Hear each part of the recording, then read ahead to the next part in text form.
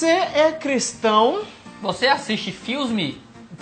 Torrents, Netflix e shoppings. Você sabe o que essas três coisas têm em comum? Filmes e você? Filmes e você, porque lá você tem a possibilidade de assistir a esta forma de entretenimento tão comum, a chamada sétima arte. Mas será que assistir filmes, contemplar os seriados, é algo possivelmente neutro? Será que gera efeitos na sua vida ou é simplesmente mais um entretenimento que em nada afeta a sua vida cristã? Será que o cristão tem algum problema com o cinema? Ou qual seria a possível relação entre o cinema e o cristianismo? Acontece a anorexia espiritual, né, cultural, quer dizer, que o Iago está falando, ou acontece a glutonaria cultural, É né? o segundo erro com relação ao relacionamento com a cultura e com Em especial os filmes, né? Porque aí o cristão já tem um pensamento completamente diferente do cara que é desencarnado. Ele já pensa que, não, pô, filme, tem nada a ver. Só É divertindo só aqui. um filme, uma imagem, uma gravação, um negócio neutro, né? Isso lá aqui vai não- me influenciar? Isso não me influencia, não. Isso não tem um contexto religioso. Ah, que é isso, cara? Eu posso assistir qualquer coisa. Ah, mas é Sex and the City, ou então é um filme que tem uma cena de pornografia, ou um filme que tem um comportamento pesado, até uma ideia antagônica ao cristianismo. Não, peraí, eu sei abstrair essas coisas.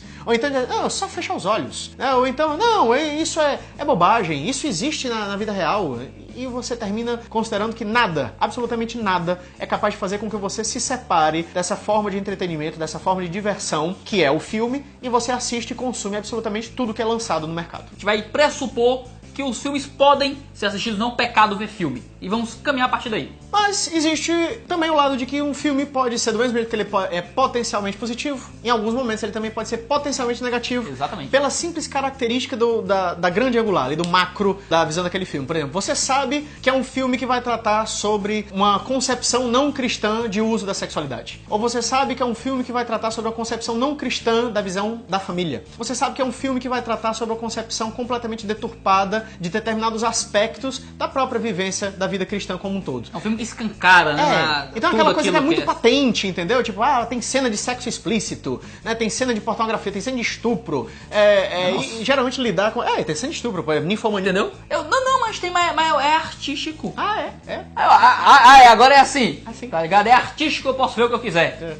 Eu fico pensando que o sexo artístico deve ser aquele que o menino que nasce vai ser cantor. É. Entendeu? Mas isso tudo é muito patente. Isso né? é muito claro, Isso muito tudo óbvio. Exatamente. Isso aí é como se tivesse um aviso, uma grande exclamação no cartaz do filme, sendo o seguinte, não me assista, né? Como aqueles animais que utilizam as cores, né? Amarelo e vermelho para poder indicar que eles são venenosos. Então, esse tipo de filme, muito facilmente você já percebe que ele é anticristão de cara. Esses, em geral, não são um problema que a gente está tratando aqui. E mesmo que não seja necessariamente o problema final, né? É bom a gente trazer uma palavra de cautela a respeito desse tipo de arte cinematográfica, né? Sim. Como é que o cristão se relaciona com isso? Vamos entrar num caso bem específico. Você disse que a gente vai concordar. Vamos entrar. Eita. Deadpool. Deadpool foi o badalado dos últimos tempos, né? Certo. É um filme pesado e tal, pá. E falou-se muito e explicou-se pouco. Né? Por que é que você não podia assistir Deadpool? Né? O que é que tinha Deadpool que incomodava? E as pessoas chamavam muita atenção às vezes para as cenas de nudez. Eu lembro que existiam duas cenas de nudez em Deadpool. Fui no cinema, não sabia que tinha, né? Mas incomodou em Deadpool foi a linguagem. Era muito palavrão. Eu assisti dublado, porque... Foi dublado? Acho que foi dublado que eu assisti, nem lembro mais. É o que tem aqui no shopping. Só tem dublado essa porcaria. Nem boto legendado pra fazer o quê? E a linguagem foi algo que me incomodou muito, porque eu não tinha como tapar o ouvido na parte da linguagem. O filme era recheado de linguagem obscena, né? De piadas obscenas e coisas assim. E aquilo foi algo que ninguém tava comentando. E essa foi a parte que eu achei engraçado. As pessoas fizeram o maior alarde. Deadpool é um filme de super-herói que tem nudez. Mas aquilo que pra mim foi o mais chocante, o mais incômodo como cristão, foi algo que as pessoas estavam ligando muito pouco. E às vezes você fica perguntando até onde o cristão pode ir nesse relacionamento. O filme tem uma cena de nudez, o filme tem uma representação sexual. Sim. O filme às vezes tem um palavrão, é tropa de elite. Não é? E representa algo da realidade da linguagem brasileira. Como é que o cristão consegue às vezes se relacionar com esse tipo de coisa? Às vezes são perguntas que não têm respostas prontas fáceis. O grande problema é porque muitas vezes nós nos habituamos e nos tornamos dormentes em relação àquilo que deve ser de fato rejeitado. Sim. Por mais que nós consideramos que o palavrão é errado, nós saibamos disso pelo testemunho da palavra, nós consideramos que a nudez é errada, nós temos uma habilidade, né? Uma elasticidade em aceitar esse tipo de coisa quando ela vem por parte dos ímpios, por parte daqueles que não são da fé cristã. E isso é completamente errado. Por exemplo, no meu ambiente de trabalho, eu tento... por mais que as pessoas que falam palavrão não sejam cristãs, eu tento demonstrar, poxa, você tá vendo que você tá falando palavrão? A pessoa tem um senso de que aquilo é errado e que é desnecessário, por mais que ela não seja cristã. Existe um certo ponto de contato cultural ali, que a nossa própria cultura, apesar de manifestar aquele tipo de expressão na linguagem ou no comportamento, não aceita aquilo como se fosse algo normal. Aceita como algo comum, mas não como normal. Não é a atitude normal, apesar de ser a mais comum e até de certo motivo ser aceitável, mas não é louvável. Então existe um ponto de contato pra você criticar. Poxa, cara, não fala tanto palavrão. Pô, é errado, é desnecessário, é bobo, é tolo. E aí a pessoa às vezes termina se tocando. Eu tento fazer isso no ambiente de trabalho, eu tento fazer isso em outros ambientes que não são ambientes cristãos. E a gente tem que ter essa mesma criticidade também nos filmes, também nas letras de música, também em outros aspectos, mas o filme é mais pungente porque é gráfico, né? Ele tá vindo até você com aquilo tudo. Então, não ser dormente pelo motivo de não ser tão elástico com relação aos limites que você estabelece para permissividade em relação a essas coisas por parte da produção não cristã de conteúdo, é o ponto que deve ser observado para você poder dizer assim, não, isso é patentemente não cristão, isso é patentemente nocivo à minha vida cristã. Porque Paulo se preocupa também com as questões sociais no momento que ele diz que, olha, se preocupa em fazer tudo aquilo que é, aí depois de uma longa lista, tudo aquilo que é louvável, agradável, sei o quê, mas também aquilo que é de boa fama. Isso. Então ele fala também sobre aquilo que é percebido como algo bom socialmente. É disso que diz respeito à fama que Paulo está falando ali. Então aquilo que é reconhecido socialmente pela comunidade como sendo bom, como sendo agradável, como que merece louvor, aquilo deve ser incentivado. E por mais que seja comum o palavrão, a nudez, a pornografia, isso não recebe louvor social. Tanto é que se recebesse louvor, você não teria vergonha, ou as pessoas não teriam vergonha de poder comentar isso. Você assistiria com sua mãe, né? Você assistiria com sua avó. Então você percebe que socialmente não recebe louvor. Então é algo que é de má fama. Então, portanto, não deve ser incentivado ou ter os seus limites tão elastecidos pela aceitação cristã. Claro que é muito complicado no vídeo começo a gente dizer, opa, esse aqui pode, esse aqui não pode, pode. Aqui é o princípio. Não tem né? como fazer Você isso. aplica. Tem que aplicar na sua vida. A ideia é que você não pode tratar isso com displicência. Deixar que seus olhos contemplem o que é imundo não é dizer que é só filme, é só arte. Não me toca em nada. Cara, mas não é questão de te toque, é questão de... É ofensa ao Senhor. Sim.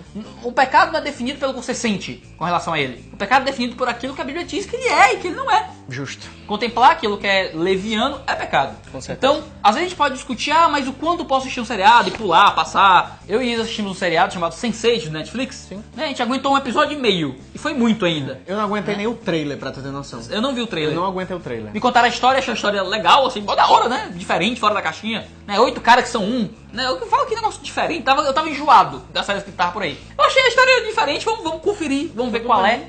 Né? Cara, a gente não aguentou. Simplesmente de tanta...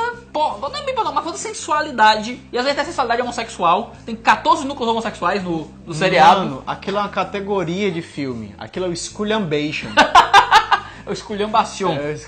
Aquilo é brabo. É brabo. E não dava pra pular. Não era o tipo de coisa que você podia pular, porque tava no cerne do conteúdo do negócio. Não é uma coisa que você pode... Opa, é um elemento que eu posso fazer um... Não dá nem metade do problema, porque existe um Esse outro é o lado. óbvio. Porque esse é a parte do óbvio, daquilo que você consegue descartar, de que por mais que seja difícil você traçar o limite certinho, tipo, é aqui, até aqui que pode ir, até aqui que não pode ir, você sabe que existe pelo menos um núcleo que deve ser descartado, ou que melhor... Devido àquele núcleo, você não deve nem assistir Ignora aquilo. tudo, Você despreza tudo e tal, e termina nem entrando em contato com aquele tipo de filme ou daquele tipo de mídia. Mas e aí?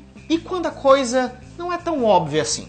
E quando o problema do filme não é que tem uma coisa errada que é jogada na sua cara, mas com a mensagem e com a cosmovisão que o filme quer transmitir. E filmes fofinhos fazem isso. Filmes passam mensagens, filmes passam conceitos. Lembra de Shrek? Vou entrar no conceito mais aqui, né? Qual era o problema do Shrek? Né? As pessoas tinham medo diferente e por isso se distanciaram de Shrek. A ideia de que o medo diferente daquele que é esquisito gera distanciamento. É uma mensagem até positiva, bonitinha. Mas eu tenho um problema com filmes como Shrek. O Iago sabe disso, que eu já comentei isso com ele, mas eu tenho um sério problema com filmes modernos, em especial os filmes infantis, porque eles carregam uma pesada imagem que tenta construir essa inexistência de barreiras entre aquilo que é o bem e o mal. Por exemplo, hoje em dia... E essa é uma questão extremamente importante. O mote desses filmes, como Shrek, por exemplo, ou como Malévola, é demonstrar de que, tipo, o vilão ele não é mal. O vilão ele é um mal compreendido. Todo vilão, todo mal, toda pessoa que é o personagem que é eivado de vícios e de problemas, só é mal sob determinada perspectiva. Eita. Então você termina que considera que aquela maldade, uma espécie de yin yang, né? Uma espécie de espiritualidade animista, onde existe uma possível síntese entre todo bem e todo mal, mas não existe nenhuma perspectiva do que é o bem absoluto, essa é uma imagem passada comumente nos filmes que trazem o vilão como um redimido. O lobo mau, agora na história do novo filme que foi gravado, da Chapeuzinho Vermelho, na verdade, era um homem bom, que tinha boas intenções. A Malévola, era uma mulher boa, que simplesmente era uma sentimental, mas que era tão agredida que passou a se tornar uma pessoa rancorosa. O Shrek, que é o ogro, o cara que está presente nas histórias como uma representatividade daquele que serve o mal, não, ele só é um mal compreendido que foi colocado na floresta e nunca recebeu amor. Então essa visão é uma visão de uma religião completamente distante e opositora da religião que construiu o Ocidente, da religião que nós cremos, da religião revelada por Deus através das coisas que se veem dos seus atributos invisíveis. É uma religião que tenta deturpar a própria realidade, passando por sobre essa realidade uma capa de romantismo. Essa questão que o Iago falou sobre o Baby, ou sobre outros filmes que trazem essa noção de que não importa o que você é, não importa o que você pensa, o que importa é se você é bom de coração, o que importa é você ser feliz, o que importa é você se sentir bem. Isso é aquilo que o Isaiah Berlin trata nos livros dele como a ideia do romantismo. Não se olha mais para o caráter do personagem, não se olha mais para aquilo que é o valor ou aquilo que compõe realmente a sua força de pensamento. O que se olha simplesmente é para a manifestação sentimental que brota daquela pessoa.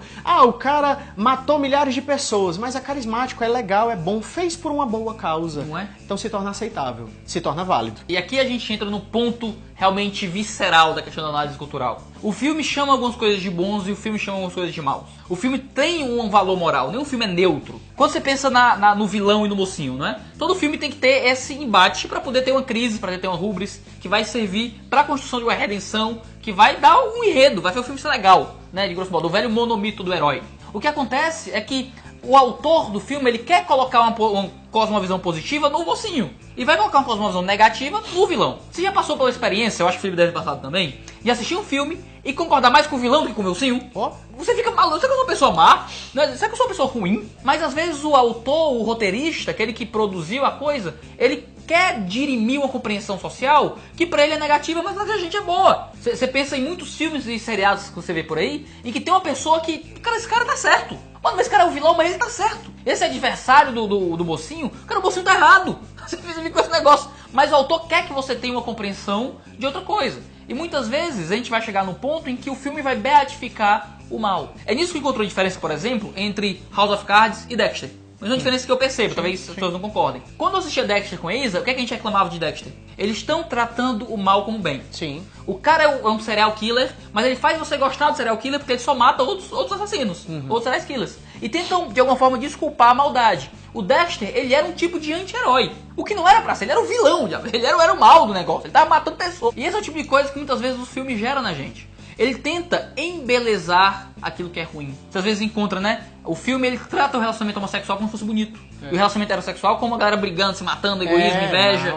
Exatamente. Né? O relacionamento homossexual é aquela relação quase etérea de valores e de sentimentos que são expostos ali à flor da pele, que não existe uma limitação social e não uma imposição, porque o relacionamento heterossexual não. É uma simples imposição social que deve ser até mesmo desestimulada. E a pessoa fica com aquele sentimento, né? Rapaz, por que é errado Os isso? Os bichinhos são tudo tão perseguidos, bonito, né? Eu acho muito mais negativo pra uma sociedade um filme como A Culpa é das Estrelas do que um filme como Deadpool.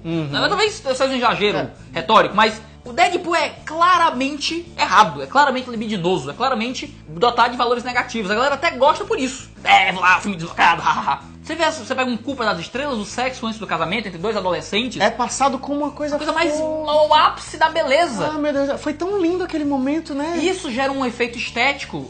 O cara tá lutando pra não trazer de casamento. Tá lá com a moça lá lutando, ama a menina, a menina ama o cara. Com musiquinha bonitinha, momento de choro, Aí drama. você pensa, e acaba que isso gera uma pergunta estética, né? Cara, mas é tão bonito, por que não pode, senhor? Por que eu não devo? Você substitui a ética pela estética, né? Isso, muito frequentemente. E você olha pra aquilo ali e fala assim, mas meu Deus, mas é tão agradável aos olhos, né? Como o fruto da árvore que Eva comeu também era, né?